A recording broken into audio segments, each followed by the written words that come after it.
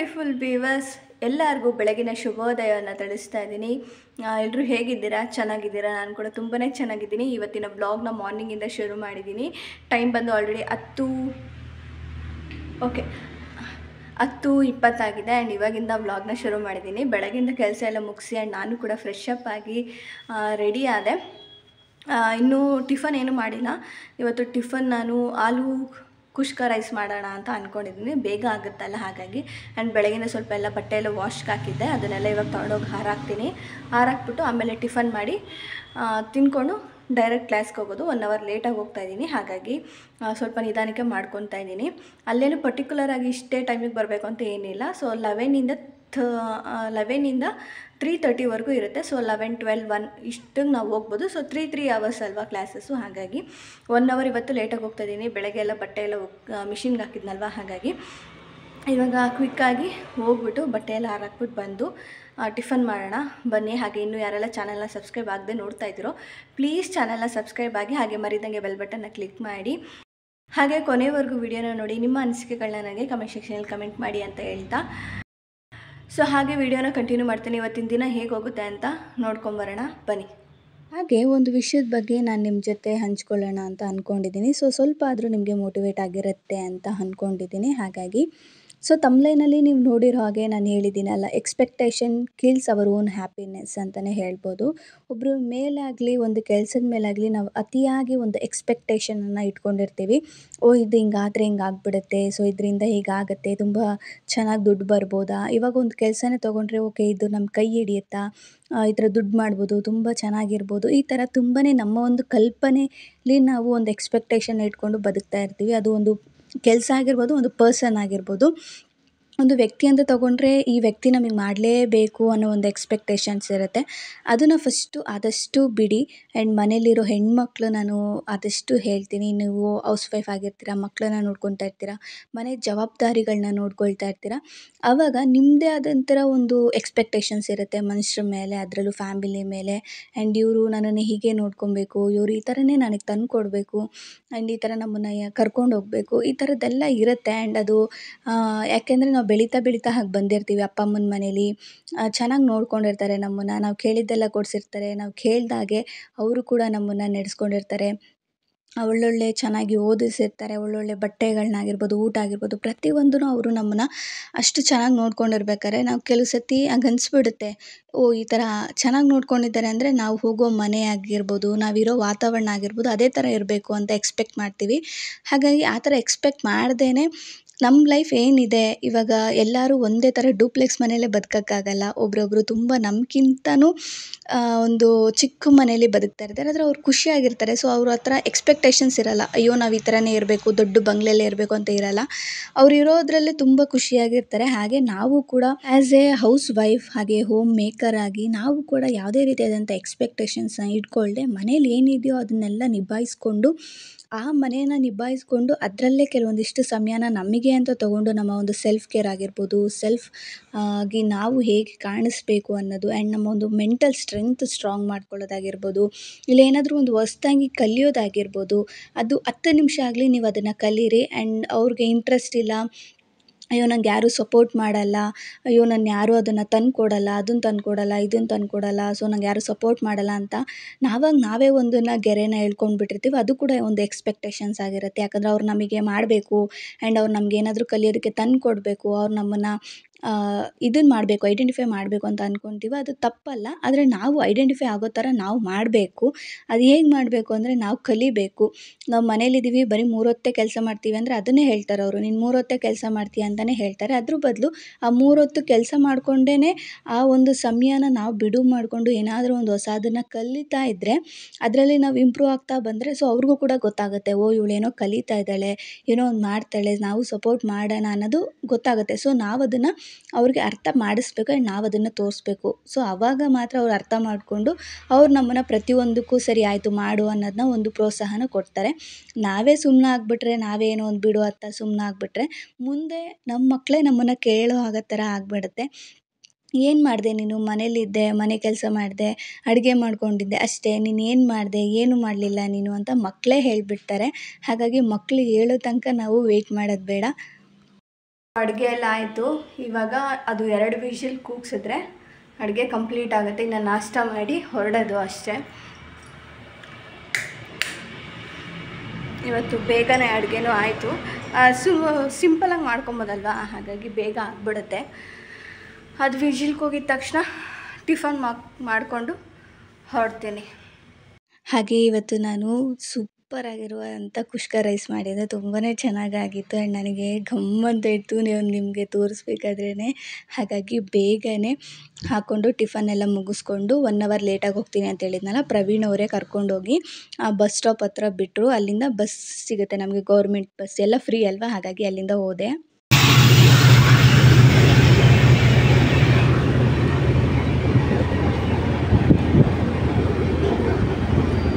ಹಾಗಾಗಿ ಏನಾದರೂ ಆದರೂ ಪರವಾಗಿಲ್ಲ, ಯಾರು ಏನೇ ಅಂದ್ಕೊಂಡ್ರೂ ಪರವಾಗಿಲ್ಲ. ನಿಮ್ಮ ಕೆಲಸ ಏನಿದೆ, ನಿಮ್ಗೆ ಆಸಕ್ತಿ ಇದ್ದರೆ ಖಂಡಿತವಾಗ್ಲೂ ಅದರಲ್ಲಿ ಮುನ್ನುಗ್ಗಿ ಮಾಡಿ.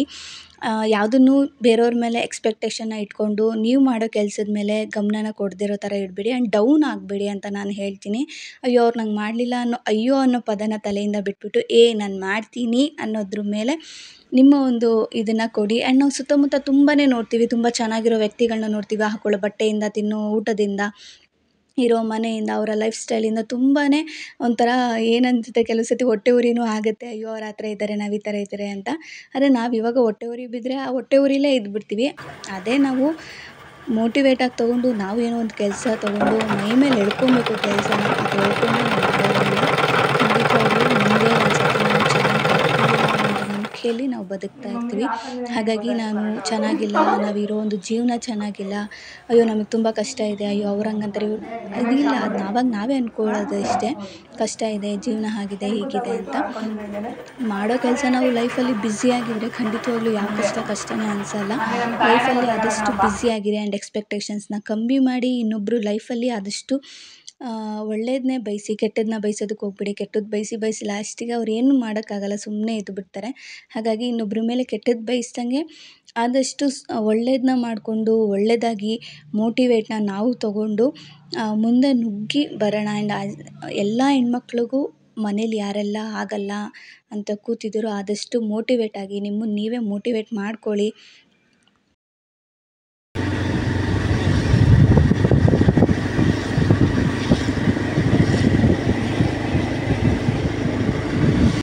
ಸೊ ಬಂದಿದ್ದ ತಕ್ಷಣ ವಿಡಿಯೋ ಮಾಡಲಿಕ್ಕೆ ಆಗಲಿಲ್ಲ ನನಗೆ. ಸ್ವಲ್ಪ ಹೊತ್ತು ಊಟ ಮಾಡಿ ರೆಸ್ಟ್ ಮಾಡಿ ಇವಾಗ ಕಂಟಿನ್ಯೂ ಮಾಡ್ತಾಯಿದ್ದೀನಿ ವ್ಲಾಗ್ನ. ಆ್ಯಂಡ್ ಇವಾಗ ಏನಂದರೆ, ನಾನು ಡ್ರೆಸ್ ಸ್ಟಿಚಿಂಗ್ ಮಾಡೋಣ ಅಂತ ಹೇಳ್ಬಿಟ್ಟು ಕೂತ್ಕೊಳ್ತಾ ಇದ್ದೆ. ಹಾಗೆ ನಾನು ಟೈಲರಿಂಗ್ ಕ್ಲಾಸಲ್ಲೂ ಕೂಡ ಒಂದು ಡ್ರೆಸ್ನ ಅಮ್ಮನ ಸೀರೆಯಲ್ಲಿ ಕಟ್ ಮಾಡಿದ್ನಲ್ಲ, ತೋರಿಸಿದ್ದೆ ನಾನು ಮೊನ್ನೆ ವ್ಲಾಗಲ್ಲಿ. ಅದು ಕಂಪ್ಲೀಟ್ ಮಾಡಿದ್ದೀನಿ. ಅದರ ಸೈಡಲ್ಲಿ ನಾನು ನನ್ನ ಒಂದು ಫಿಟ್ಟಿಂಗ್ ಏನಿದೆ ಅಲ್ವಾ, ಅದನ್ನು ನಾನು ಮಾಡಬೇಕು. ಹಾಗಾಗಿ ಅದು ನಾನು ಮೆಷರ್ಮೆಂಟ್ ಡ್ರೆಸ್ ತೊಗೊಂಡೋಗಲಿಲ್ಲ, ಅದಕ್ಕೋಸ್ಕರ ಇವಾಗ ಅದನ್ನು ಮಾಡಿ, ಆಮೇಲೆ ನೆನ್ನೆ ಡ್ರೆಸ್ ಕಟ್ ಮಾಡಿದ್ನಲ್ಲ ಅದನ್ನು ಆದರೆ ಇವತ್ತು ಕಂಪ್ಲೀಟ್ ಮಾಡೋಣ ಅಂತ ಅಂದ್ಕೊಂಡು ಕೂತ್ಕೊಳ್ತಾ ಇದ್ದೀನಿ. ನೋಡೋಣ, ಕಂಪ್ಲೀಟ್ ಮಾಡ್ತೀನಿ, ಟ್ರೈ ಮಾಡ್ತೀನಿ ಕಂಪ್ಲೀಟ್ ಮಾಡಲಿಕ್ಕೆ. ಹಾಗೆ ವ್ಲಾಗ್ನ ಕಂಟಿನ್ಯೂ ಮಾಡ್ತೀನಿ, ಬನ್ನಿ. ಸೊ ನಾನು ಹೇಳಿದ್ದು ಏನಾದರೂ ತಪ್ಪಾಗಿದ್ದರೆ ಅದನ್ನು ಕ್ಷಮಿಸಿ. ಹಾಗೆ ನಾನು ಕ್ಲಾಸಲ್ಲಿ ಡ್ರೆಸ್ನ ಸ್ಟಿಚ್ ಮಾಡ್ತಾಯಿದ್ದೆ ಅಲ್ವಾ, ಅದನ್ನು ಕಂಪ್ಲೀಟ್ ಮಾಡಿದ್ದೆ. ಸೊ ನನ್ನ ಒಂದು ಸೈಜ್ಗೆ ಅದನ್ನು ನಾನು ಸ್ಟಿಚ್ ಮಾಡ್ಕೊಳ್ತಾ ಇದ್ದೆ. ಆ್ಯಂಡ್ ಈ ಒಂದು ಡ್ರೆಸ್ ಏನಿದೆ ಅಲ್ವಾ, ಅಂಬ್ರೆಲಾ ಕಟ್ ಡ್ರೆಸ್ ನಾನು ಹೊಲಿದಿದ್ದು. ನಾಳೆ ನಾನು ಅದನ್ನು ಹಾಕ್ಕೊಂಡು ನಾನು ನಿಮಗೆ ತೋರಿಸ್ತೀನಿ. ಸೊ ಹೇಗೆ ಬಂದಿದೆ ಅನ್ನೋದನ್ನ ನಾನು ನಿಮ್ಮ ಜೊತೆ ಹಂಚ್ಕೊಳ್ತೀನಿ. ಯಾಕಂದರೆ ನಾನು ಕೂಡ 1-2 ಸತಿ ಟ್ರೈ ಮಾಡಿ ಅದೇನೇನೋ ಆಗಿ ಲಾಸ್ಟಿಗೆ ಇವಾಗ ಕ್ಲಾಸ್ಗೆ ಹೋಗ್ತಾ ಇರ್ಬೇಕಾದ್ರೆ ಸ್ವಲ್ಪ ಓಕೆ ಅಂತ ಅನ್ನಿಸ್ತು. ಹಾಗಾಗಿ ಅದನ್ನು ಕೂಡ ಶೇರ್ ಮಾಡ್ತೀನಿ. ನನಗೆ ತುಂಬಾ ಒಳ್ಳೊಳ್ಳೆ ಕಮೆಂಟ್ಸ್ಗಳು ಬರುತ್ತೆ. ಆ ಕಮೆಂಟ್ಸ್ಗಳ ಬಗ್ಗೆ ನಾನು ಖಂಡಿತವಾಗ್ಲೂ ಮಾತಾಡಲೇಬೇಕು. ಯಾಕೆಂದರೆ ಆ್ಯಂಡ್ ಒಂದು ಮೋಟಿವೇಟ್ ಆಗುತ್ತೆ ಅಂತ ಹೇಳ್ತೀನಲ್ಲ ನಾನು, ಅದು ಹೇಗೆ ಅಂದರೆ ಆ ಕಮೆಂಟ್ಸ್ಗಳಿಂದನೇ. ಖಂಡಿತವಾಗ್ಲೂ ಎಷ್ಟು ಚೆನ್ನಾಗಿ ಅದು ಇಷ್ಟುದ್ದ ಲೈನ್ಗೆ ನನಗೆ ಕಮೆಂಟ್ಸ್ಗಳು ಬರುತ್ತಲ್ಲ, ಆ ಕಮೆಂಟ್ಸ್ ನೋಡಿದಾಗ ಕಣ್ಣಲ್ಲಿ ಒಂದು ಸತಿ ನೀರು ಬರುತ್ತೆ. ಆ್ಯಂಡ್ ಆ ಖುಷಿ, ನಮ್ಮ ಸ್ಮೈಲ್ ಬರುತ್ತಲ್ಲ ಮುಖದಲ್ಲಿ, ಅದು ಹೇಳೋಕ್ಕಾಗಲ್ಲ. ನಾನು ಎಷ್ಟೋ ಮೋಟಿವೇಟ್ ಆಗ್ತೀನಿ ಆ ವರ್ಡ್ಸ್ಗಳಿಂದ. ಆ್ಯಂಡ್ ಅವ್ರು ಯಾರೋ ಗೊತ್ತೇ ಇಲ್ಲ ನನಗೆ, ಆ್ಯಂಡ್ ಅವರು ನನ್ನ ವೀಡಿಯೋಸ್ನ ನೋಡಿ ನನ್ನ ಇಷ್ಟಪಟ್ಟು ಆ್ಯಂಡ್ ಅವರ ಒಂದು ಸಮಯನ ನನಗೆ ಅಂತ ಕೊಟ್ಟು 5 ನಿಮಿಷ ಅವರು ನನಗೆ ಒಳ್ಳೆಯದಾಗಲಿ, ನನಗೆ ಒಂದು ಏನಂತೀರ ಒಂದು ಪ್ರೋತ್ಸಾಹ ಕೊಡೋದಾಗಲಿ, ಒಂದು ಸ್ಟ್ರಾಂಗಾಗಿ ಒಂದು ಸಪೋರ್ಟ್ ಮಾಡೋದಾಗಲಿ ಇದೆಯಲ್ಲ, ಅದು ಖಂಡಿತವಾಗ್ಲೂ ಎಲ್ಲರಿಗೂ ಆ ಮೈಂಡ್ಸೆಟ್ ಬರೋಲ್ಲ. ಆದರೆ ನನ್ನ ವ್ಯೂವರ್ಸ್, ನನ್ನ ಸಬ್ಸ್ಕ್ರೈಬರ್ಸ್ ಏನಿದ್ದಾರೆ ಆಲ್ಮೋಸ್ಟ್ ನನಗೆ, ನಾನು ಹೆಮ್ಮೆಯಿಂದಲೇ ಹೇಳ್ಕೊತೀನಿ, 99% ನನಗೆ ಒಳ್ಳೊಳ್ಳೆ ಕಮೆಂಟ್ಸ್ಗಳು ಬರುತ್ತೆ. ನನಗೆ 20-30 ಕಮೆಂಟ್ಸ್ ಬಂದ್ರೂ ಅದರಲ್ಲಿ ಆಲ್ಮೋಸ್ಟ್ ಒಳ್ಳೆಯ ಕಮೆಂಟ್ಸ್ಗಳಿರುತ್ತೆ. ಎಲ್ಲೋ ನಾನು ಹೇಳ್ತೀನಲ್ಲ 1% ಅಷ್ಟು ಕೆಟ್ಟ ಕಮೆಂಟ್ಸ್ ಬಂದರೂ ಅದು ಅಲ್ಲೇ ಉತ್ತರನ ಕೊಟ್ಟು ನಾನು ಡಿಲೀಟ್ ಮಾಡಿಸ್ತೀನಿ. ಯಾಕಂದರೆ ನಾವು ಮಾಡೋ ಕೆಲಸ ನಮಗೆ ಗೊತ್ತಿದೆ ಯಾವ್ದು ಕೆಟ್ಟದ್ದು ಯಾವುದು ಒಳ್ಳೆಯದು ಅಂತ. ಹಾಗಾಗಿ ನನಗೆ ಯಾರೆಲ್ಲ ಒಂದೊಳ್ಳೆ ಮನಸ್ಸಿಂದ ನನಗೆ ಕಮೆಂಟ್ಸ್ ಮಾಡ್ತೀರಾ ಅವ್ರಿಗೂ ಕೂಡ ಎಲ್ಲರಿಗೂ ಒಳ್ಳೆಯದಾಗಲಿ. ಆ್ಯಂಡ್ ನನಗೆಲ್ಲ ಸಪೋರ್ಟ್ ಮಾಡ್ತಾ ಇರೋರು ಕೂಡ ತುಂಬ ಹೃದಯವಾದ ಧನ್ಯವಾದಗಳನ್ನ ತಿಳಿಸ್ತೀನಿ. ಆ್ಯಂಡ್ ನಾನು ನಿನ್ನೆ ಒಂದು ಡ್ರೆಸ್ ಕಟ್ ಮಾಡಿದ್ದೆ ಅಲ್ವಾ, ಅದನ್ನೇ ನಾನಿವಾಗ ಸ್ಟಿಚ್ ಮಾಡ್ತಾಯಿದ್ದೀನಿ. ಆ್ಯಂಡ್ ಬಾಟಮ್ ಪೋರ್ಷನ್ನ ಕಂಪ್ಲೀಟಾಗಿ ಸ್ಟಿಚ್ ಮಾಡಿದೆ. ಅಂದರೆ ಲೈನಿಂಗ್ ಕಂಪ್ಲೀಟ್ ಸ್ಟಿಚ್ ಮಾಡಬೇಕು.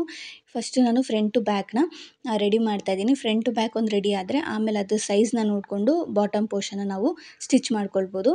ಹಾಗಾಗಿ ಇಲ್ಲಿ ನಾನು ನಮ್ಮ ಕ್ಲಾಸಲ್ಲಿ ಏನು ಟ್ರಿಕ್ಗಳನ್ನ ಹೇಳಿಕೊಟ್ಟು ನಮಗೆ ಮಾಡಿದ್ರಲ್ವ ಅದೇ ರೀತಿಯಾಗಿ ನಾನಿಲ್ಲಿ ಅಂಬ್ರೆಲಾ ಕಟ್ ಡ್ರೆಸ್ ಕೂಡ ಹೊಲಿತಾ ಇದ್ದೀನಿ. ನೋಡೋಣ ಹೇಗೆ ಬರುತ್ತೆ ಅಂತ. ನಾನು ಕೂಡ ಅಂದರೆ ತುಂಬ ಸಿಂಪಲಾಗಿ ಯಾವುದೇ ಥರ ಡಿಸೈನ್ಸ್ ಆಗಲಿ ಪ್ಯಾಚ್ ವರ್ಕ್ ಆಗಲಿ ಏನು ಮಾಡಿಲ್ಲ. ಜಸ್ಟ್ ಸುಮ್ಮನೆ ನಾನು ಪೈಪಿಂಗ್ ಕೂಡ ನಾನು ಕೊಟ್ಟಿಲ್ಲ, ಜಸ್ಟ್ ಟರ್ನ್ ಮಾಡಿ ಸ್ಟಿಚ್ಚನ್ನು ಮಾಡ್ತಾಯಿದ್ದೀನಿ.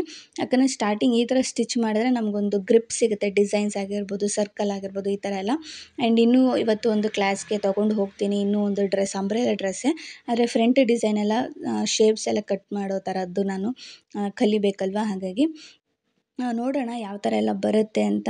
ಆ್ಯಂಡ್ ಆದಷ್ಟು ನನಗೇನಂತ ಅಂದರೆ ಇವಾಗ ಹೇಗೋ ಡ್ರೆಸ್ ಸ್ಟಿಚ್ ಮಾಡೋದನ್ನ ಕಲಿತಾ ಇದ್ದೀನಲ್ಲ, ಹಾಗಾಗಿ ಕೆಲವೊಂದಿಷ್ಟು ಸೀರೆಗಳನ್ನ ಆರ್ಡ್ರ್ ಮಾಡಿ ನಾವೇ ಯಾಕೆ ಡ್ರೆಸ್ಗಳನ್ನ ಸ್ಟಿಚ್ ಮಾಡಿಕೊಂಡು ಹಾಕ್ಕೊಬೋದು ಅಂತ ನಾನು. ಯಾಕೆಂದರೆ ನಾವೇ ಸ್ಟಿಚ್ ಮಾಡಿ ನಾವೇ ಹಾಕ್ಕೊಳ್ಳೋ ಮಜಾ ಇದೆಯಲ್ವ, ಅದು ಬೇರೆ ಲೆವೆಲಲ್ಲಿರುತ್ತೆ ಅಂತಲೇ ಹೇಳ್ಬೋದು. ಯಾಕಂದರೆ ನಾನು ಫಸ್ಟು ಸತಿ ಸ್ಟಿಚ್ ಮಾಡಿ ಹಾಕ್ಕೊಂಡಾಗ ಅದು ಕೆಲವೊಂದು ಸಣ್ಣ ಪುಟ್ಟ ತಪ್ಪಾದ್ರೂ ಏನೋ ಒಂಥರ ಖುಷಿ, ನಾನೇ ಸ್ಟಿಚ್ ಮಾಡಿದ್ದೀನಿ ಇದನ್ನು ಆ್ಯಂಡ್ ನಾನು ಹೊಲ್ದಿದ್ದೀನಿ ಅನ್ನೋ ಒಂದು ಖುಷಿ ಇರುತ್ತಲ್ವ, ಅದೇನೋ ಬೇರೆ ಲೆವೆಲಲ್ಲಿರುತ್ತೆ.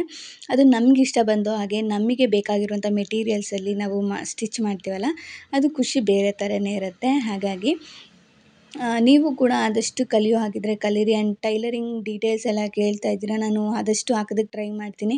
ಅವ್ರ ಫೋನ್ ನಂಬರ್ ಕೇಳ್ತಾಯಿದ್ರಿ, ಹಾಗೆ ಕ್ರೋಶದು ಅಷ್ಟೇ ಹೇಳ್ಕೊಡೋ ನಂಬರ್ ಕೇಳ್ತಾಯಿದ್ರಿ. ನಾನು ಇವತ್ತು ಹೋಗಿ ಅವ್ರನ್ನ ಇನ್ನೊಂದು ಸತಿ ವಿಚಾರಿಸಿ ಅವ್ರ ನಂಬರ್ನ ಕರೆಕ್ಟಾಗಿ ಅಡ್ರೆಸ್ನೆಲ್ಲ ತಿಳ್ಕೊಂಡು ಬೇಕಾದ್ರೆ ನಾನು ನೆಕ್ಸ್ಟು ಬರೋ ವೀಡಿಯೋದಲ್ಲಿ ಡಿಸ್ಕ್ರಿಪ್ಷನಲ್ಲಿ ಬೇಕಾದ್ರೆ ಕೊಡ್ತೀನಿ, ನೀವು ಬೇಕಾದ್ರೆ ಚೆಕ್ ಮಾಡ್ಬೋದು. ಇಷ್ಟ ಗಂಟ ಹೇಗೋ ಕರೆಂಟ್ ಬಂದು ಹೋಗೋದು ಮಾಡ್ತಾಯಿತ್ತು. ಹೇಗೋ ಒಂದು ಅರ್ಧ ಕಂಪ್ಲೀಟ್ ಮಾಡಿದ್ದೀನಿ. ಫ್ರಂಟ್ ಟು ಬ್ಯಾಕು ಎಲ್ಲ ಸ್ಟಿಚ್ ಮಾಡಿದ್ದೀನಿ. ಆ್ಯಂಡ್ ಬಾಟಮ್ ಪಾರ್ಟು ಕೂಡ ಸ್ಟಿಚ್ ಮಾಡಿದ್ದೀನಿ. ಅದಕ್ಕೆ ಲೈನಿಂಗ್ ಸ್ಟಿಚ್ ಮಾಡಬೇಕು.